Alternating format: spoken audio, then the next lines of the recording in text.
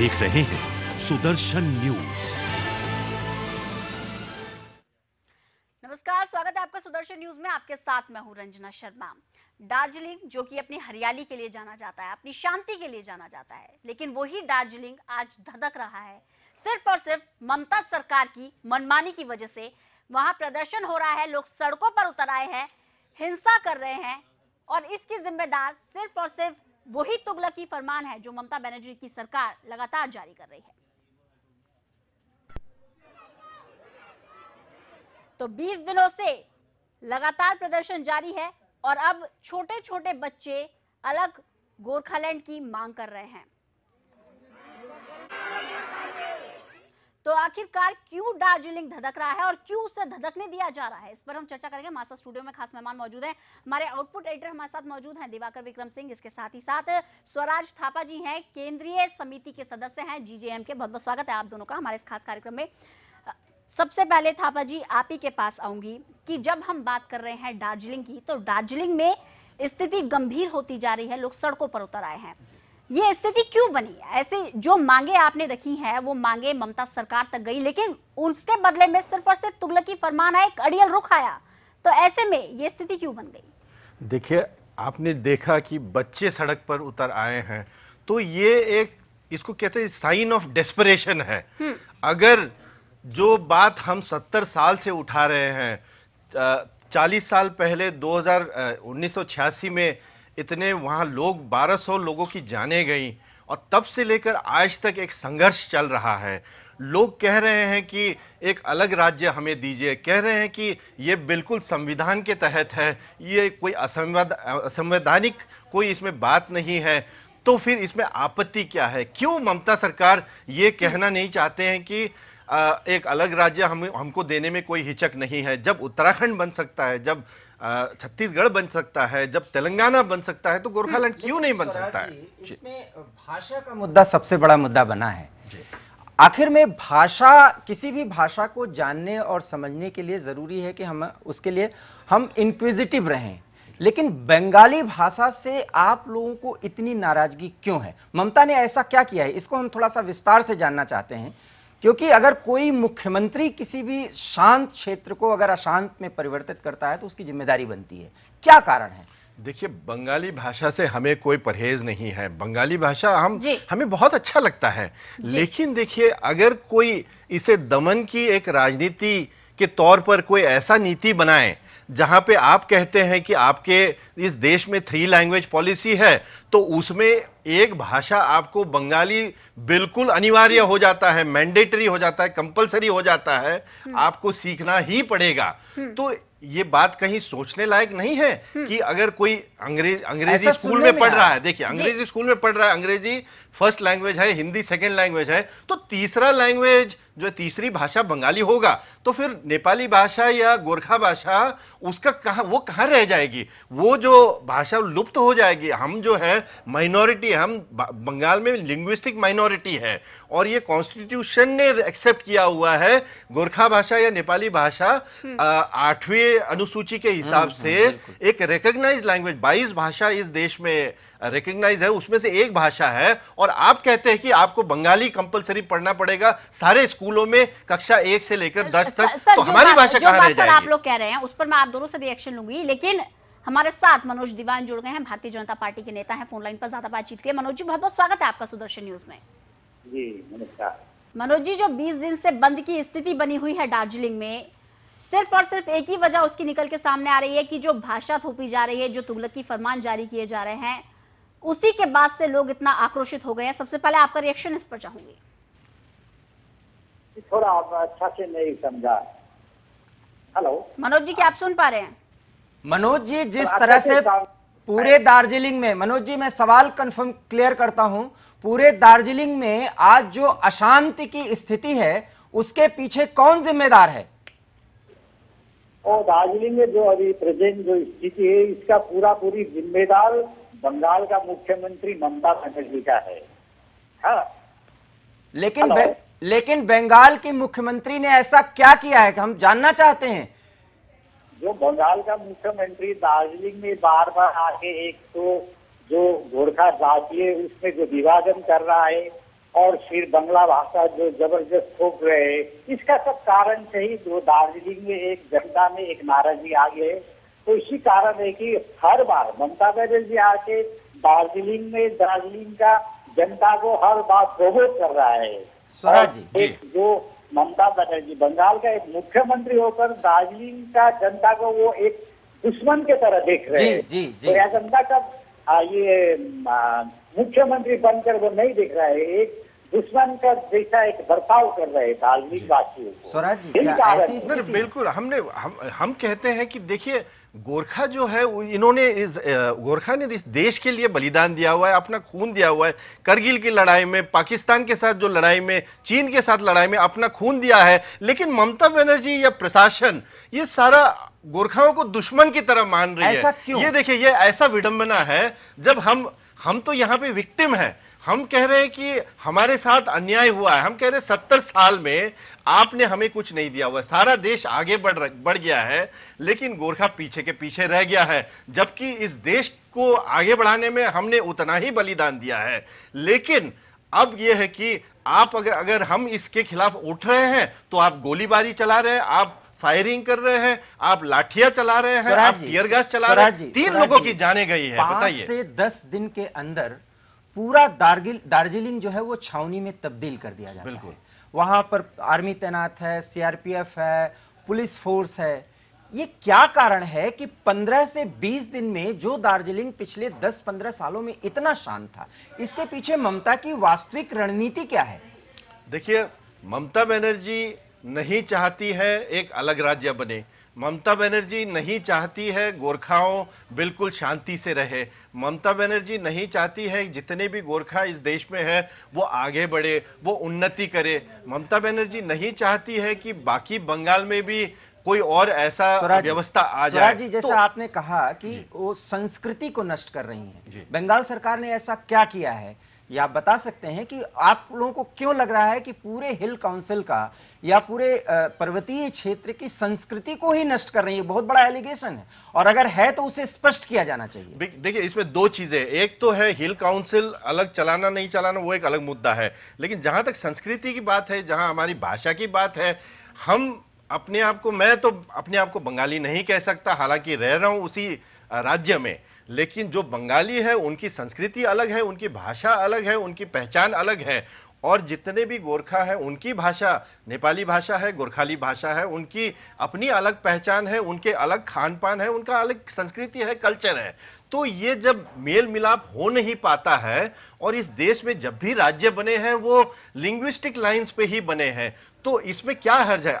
बाबा साहेब अम्बेडकर जी ने कहा था कि राज्य यूनिलिंगुअल होना चाहिए, मतलब एक राज्य में एक ही भाषा की प्रथा होनी चाहिए। तो इसी बात को आगे लेकर हम कहते हैं कि जितने भी दार्जिलिंग क्षेत्र, गोरखालैंड क्षेत्र है, वहां पे नेपाली भाषी लोग हैं, तो उसको एक अलग राज्य बना दिया जाना चाहिए। और जहां तक बात है हिल काउंसिल की, मैं ये कहना चाहता हूं कि जितने भी व्यवस्था पहले रही है, चाहे वो दार्जिलिंग गोरखा हिल काउंसिल हो, चाहे गोरखालैंड टेरिटोरियल एडमिनिस्ट्रेशन हो, कोई भी व्यवस्था चल नहीं पाई, क्योंकि पावर्स ट्रांसफर कभी हुए नहीं। और पावर यदि ट्रांसफर हुए तो भी सारी सत्ता जो है वो कलकत्ता से ही चलती है। और हमारा कहने का मतलब ये है कि हमें अपना सत्ता खुद चलाने देना चाहिए, हमें अपनी तकदीर का फैसला खुद हमें करने देना चाहिए, और वो भी इसी देश के अंदर। तो इसमें गलत क्या है? मतलब काउंसिल के जो अधिकार दिए गए उसको सैबोटेज किया गया, आप ये कहना चाहते हैं? नहीं, काउंसिल में कोई अधिकार ही नहीं दिए गए। सारी जो है पावर जो है वो कलकत्ते में है। तो उस काउंसिल को चलाने का क्या औचित्य है जब आप उसको चला ही नहीं पाते हैं? उसमें आपको अधिकार नहीं दिया जाता है, उसमें आपको पैसा नहीं दिया जाता है। एक अचंभे की बात मैं आपको बता दूं कि काउंसिल को सिर्फ मिलते हैं 700-800 करोड़ रुपए एक साल में, जबकि पड़ोसी सिक्किम एक अलग राज्य है, सिक्किम का इस साल का बजट था आपका 6200 करोड़। तो जो उन्नति सिक्किम कर पाती है, जबकि वहां पे सिर्फ 6 लाख जनसंख्या है सिक्किम की, और दार्जिलिंग का पूरा गोरखालैंड क्षेत्र में 14-15 लाख सिर्फ वहां उस क्षेत्र में है जो अभी जीटीए क्षेत्र कहलाता है। हम जो क्षेत्र मांग रहे हैं गोरखालैंड को वो उससे भी बड़ा है। हमारा कहना है कि करीब 30 लाख लोगों की आबादी है वहां पे, वो सारे गोरखालैंड मांग रहे हैं। और हमारी उन्नति तभी हो सकती है जब हम एक अलग राज्य ले लें। बिल्कुल, जब आप एक अलग राज्य की मांग लगातार कर रहे हैं, मनोज दीवान जी हमारे साथ बीजेपी के नेता भी जुड़े हुए हैं। मनोज दीवान जी, अलग राज्य की मांग हो रही है तो सुनवाई क्यों नहीं हो रही? इस मुद्दे पर राजनीति क्यों हो रही है? ये जो दार्जिलिंग का एक जो डिमांड है, एक्चुअली दार्जिलिंग जो सारा भारतवर्ष में एक गोरखा कम्युनिटी है, उन लोगों का एक नेशनल आइडेंटिटी क्राइसिस है।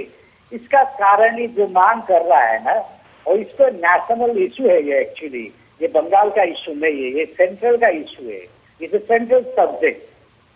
आप क्या कहेंगे? बिल्कुल, देखिए कोई तो क्लियर करे, वही चाहते हैं। देखिए, अगर कोई राज्य देना चाहता है वो तो केंद्र सरकार ही देगा। अगर आप तेलंगाना के मसले को देखें, तेलंगाना में भी पहले आंध्र प्रदेश ने ऑब्जेक्शन किया था, उन्होंने कहा कि हम इसको अलाउ नहीं कर सकते हैं, लेकिन जो राज्य सरकार ने कहा उसको केंद्र सरकार ने कहा कि आपके पास कोई पावर नहीं, ऐसा नहीं है, आपको सिर्फ कंसल्टेशन की पावर है, लेकिन आप उसको हाँ या नहीं वो कहने की आपके पास पावर्स नहीं है। उससे काफी क्लियर हो गया था और इसीलिए तेलंगाना बन चुका था। तो हम यही कहना चाहते, केंद्र सरकार के पास वो पावर्स हैं तो केंद्र सरकार एक अलग राज्य बनाए। अगर उसमें ममता बनर्जी की सहमति हो तो बहुत अच्छा है, लेकिन जिस तरीके से ममता बनर्जी एक तानाशाह की तरह वहां पे बिहेव कर रही है, वहां गोलीबारी चला रही है, वहां पे 3 लोगों की जाने गई, कौन जिम्मेवार होगा इसके लिए बताइए? एक पॉलिटिकल आंदोलन चल रहा है, पॉलिटिकल आंदोलन चलाने के लिए भी अगर आपको इजाजत नहीं है तो ये कहां की फिर न्याय है? स्वराज जी, आपका कहने का तात्पर्य है कि पूरी तरह से तानाशाह हो चुकी है ममता जी, लेकिन ममता जी का ये आरोप है कि बड़े गोरखा नेता जो हैं वो एक किसी से मिले हुए हैं, सीधे सीधे उनका इशारा जो है वो केंद्र की तरफ है और वो मानती हैं कि इसके पीछे षड्यंत्र है। क्या कहेंगे आप? ये बात तो कोई मतलब इसमें कोई ज्ञान की जरूरी है नहीं। देखिए, बीजेपी और गोरखा जनमुक्ति मोर्चा का तो अलायंस 2007 से है, तो इसमें कोई मतलब सीक्रेसी या कॉन्स्पिरेसी वाली बात है नहीं।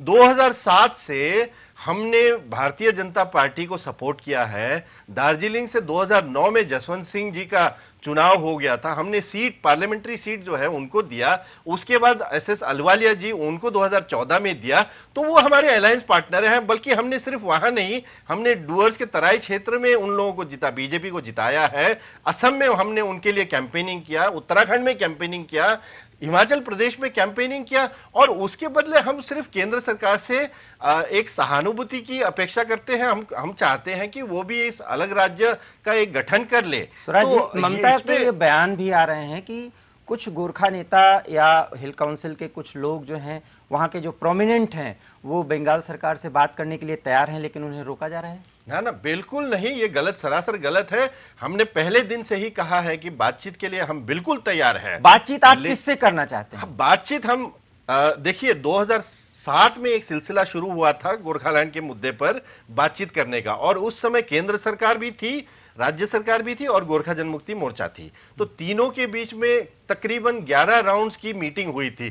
तो इस बार भी अगर गोरखालैंड के मुद्दे पर डायरेक्ट तीनों पार्टी के बीच में अगर बातचीत हो जाए तो उसमें क्या हर्ज है? पहले भी हो चुका है, इस बार भी बातचीत हो जाना चाहिए। गोरखालैंड के मुद्दे पर बिल्कुल होना चाहिए, और अगर बातचीत के जरिए इस बात का समाधान हो सकता है तो हमसे ज्यादा खुश और कोई नहीं होगा। क्या इनिशिएटिव लिए जा रहे हैं उस तरफ? क्योंकि दार्जिलिंग को जलता हुआ नहीं देखा जा सकता, क्योंकि उसमें आपके जो है आर्थिक व्यवस्था जो है वो गोरखाओं की खराब हो सकती है, क्योंकि दार्जिलिंग एक टूरिस्ट डेस्टिनेशन है। ये भी तो एक बड़ी समस्या आपके सामने आ सकती है। देखिए, जितने भी दार्जिलिंग के लोग हैं, वो जो मुश्किलें जो सामना कर रहे हैं, वो लोग ये 1986 में भी उन्होंने कुछ काफी मुश्किलों का सामना किया, लेकिन उनके दिलों में जो एक भावना है, एक अलग राज्य की भावना, वो ये सारा बलिदान देने के लिए तैयार है। वो एक दिन के लिए वो शायद वो कम खा ले, शाम का खाना वो अगर नहीं खाए तो भी चलता है,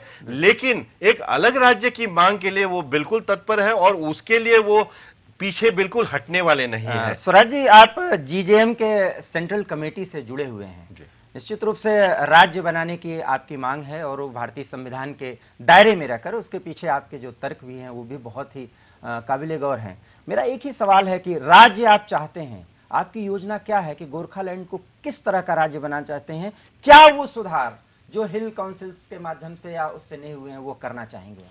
देखिए, दार्जिलिंग जाना जाता है चाय और टूरिज्म, ये दो चीज़ बहुत ही वर्ल्ड फेमस है। मतलब विश्व भर में अगर आप दार्जिलिंग की चाय ओलंपिक से लेकर हर जगह में चलता है, तो चाय से ही दार्जिलिंग में तकरीबन 1500-1600 करोड़ की आमदनी होती है और टूरिज्म से 1500-1600 की आमदनी होती है। तो 3-3.5 हजार करोड़ तो सिर्फ इससे होती है।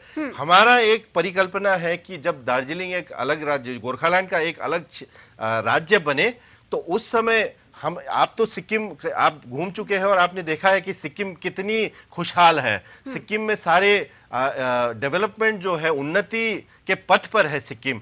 तो सिक्किम एक जलता उदाहरण है। वहां पे आप जैसे सिक्किम है उससे हम बल्कि और भी अच्छा करना चाहते हैं। उत्तराखंड अभी जैसा है उससे भी और अच्छा करना चाहते हैं और इस गोरखालैंड क्षेत्र को ऐसे आगे बढ़ाते हुए हम देश को भी आगे बढ़ाना चाहते हैं। इसका मतलब है कि ममता सरकार की जो चाय नीति है या उनका जो टूरिज्म पॉलिसी पर उनका जो हस्तक्षेप है वो गोरखाओं को नहीं भा रहा है, आप ये कहना चाह रहे हैं? नहीं, देखिए, बात इतनी सरल नहीं है।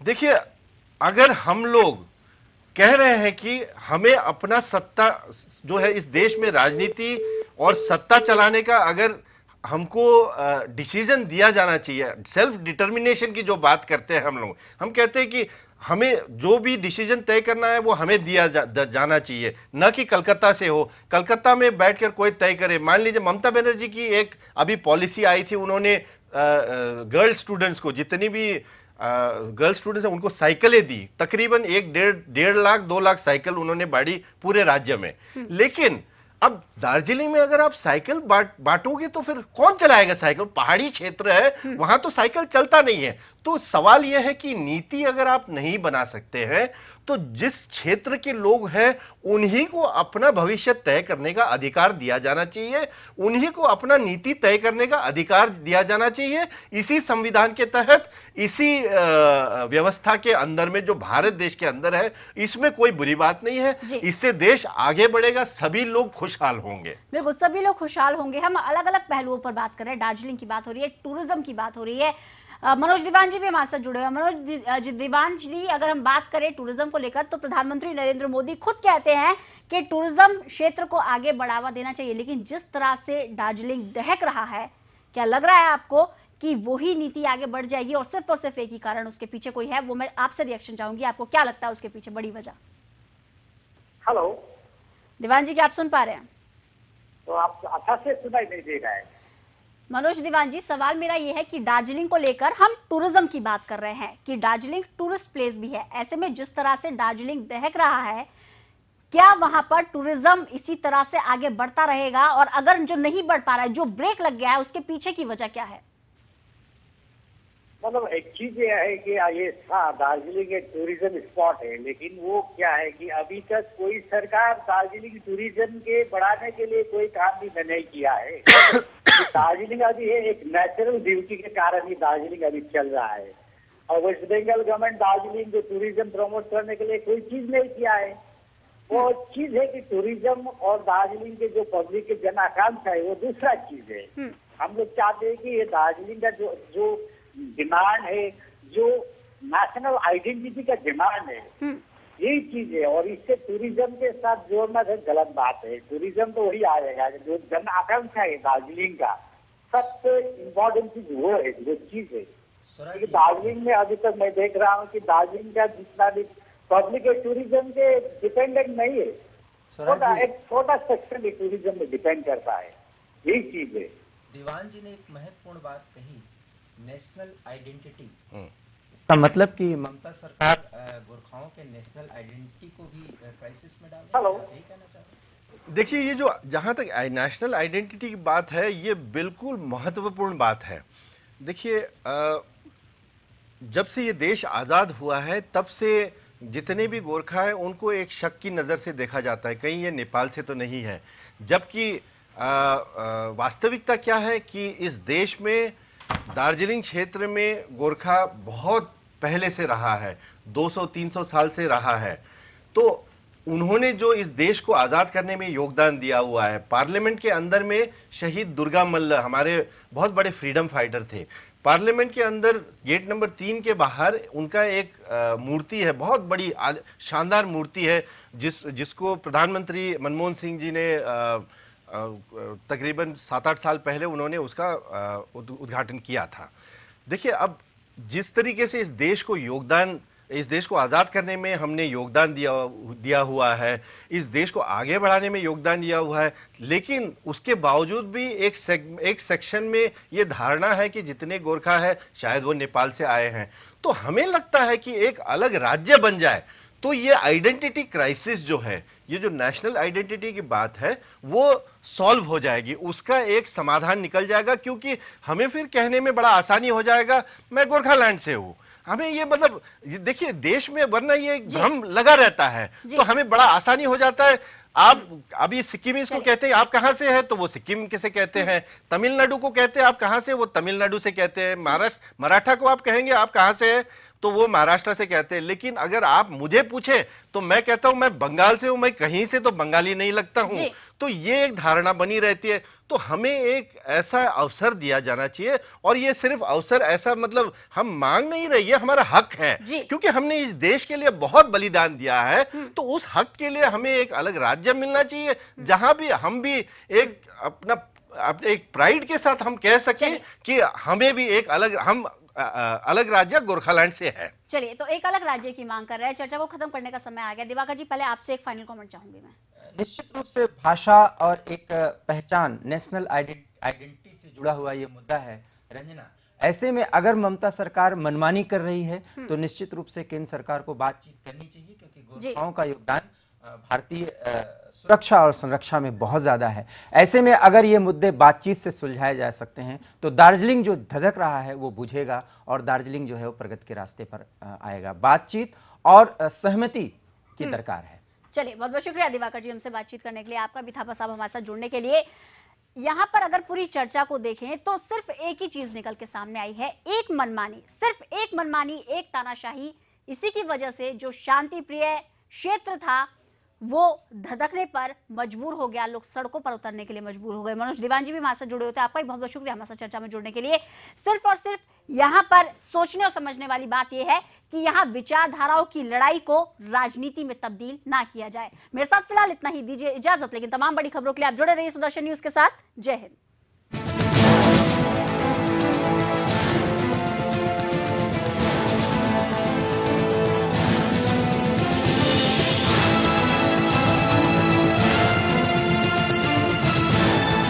आप देख रहे हैं सुदर्शन न्यूज।